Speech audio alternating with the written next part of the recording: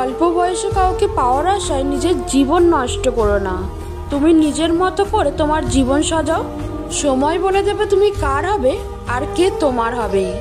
জীবনে ঠকলে হয়তো বিশ্বাসটুকু নষ্ট হয়ে যায়, কিন্তু শেখা যায় অনেক কিছু।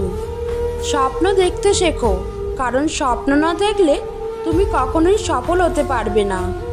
সম্মান জিনিসটা অনেকটা আয়নার মতো। তুমি কাউকে যতটা এটা দেখাবে, তার থেকে ঠিক ততটাই ফিরে পাবে। সমস্যা তোমাকে থামিয়ে দেওয়ার জন্য আসে না, তোমাকে পথ দেখাতে আসে। পারফেক্ট সময় আসবে এটা ভেবে বসে থাকবে না।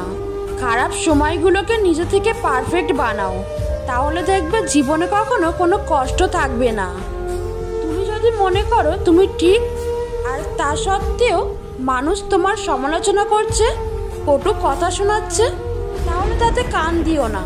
শুধু মনে রেখো, যে কোনো খেলায় শুধুমাত্র দর্শকরাই চেঁচামেচি করে, খেলোয়াড়রা নয়। তাই খেলোয়াড় হয়ে ওঠো। যে তোমায় পছন্দ করে তার প্রতি সুযোগ নিও না। তোমাকে যার প্রয়োজন তাকে কখনো বাস্তবতা দেখিও না।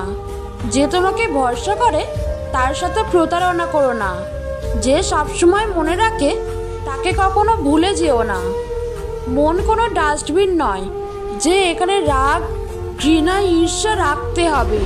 এটি একটি অমূল্য সম্পদ ভরা বাক্স, যেখানে থাকবে সুখ, ভালোবাসা আর কিছু মিষ্টি স্মৃতি। তর্কে জেতা বুদ্ধিমানের কাজ নয়, বরং তর্কে না জড়ানোই সবচেয়ে বুদ্ধিমানের কাজ। তোমার যতটুকু সামর্থ্য গরিবকে দান করো।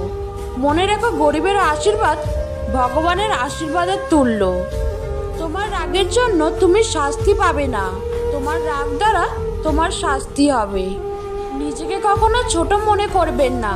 মনে রাখবেন, পায়ের নিচে দূর্বা ঘাসটাই পুজোর কাজে লাগে, মাথার উপরের তাল গাছটা নয়।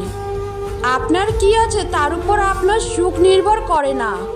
আপনার সুখ নির্ভর করে আপনি কেমন চিন্তা করেন তার ওপর। আমার যদি কোনো ভুল হয়, অন্যের কাছে সমালোচনা করে সেটা আমাকেই জানিও, কারণ সেটা ঠিক করতে আমিই পারবো, অন্য কেউ নয়। ভিডিওটি ভালো লেগে থাকলে অবশ্যই একটি লাইক, কমেন্ট, শেয়ার করবেন আর চ্যানেলটিকে সাবস্ক্রাইব করবেন। ধন্যবাদ।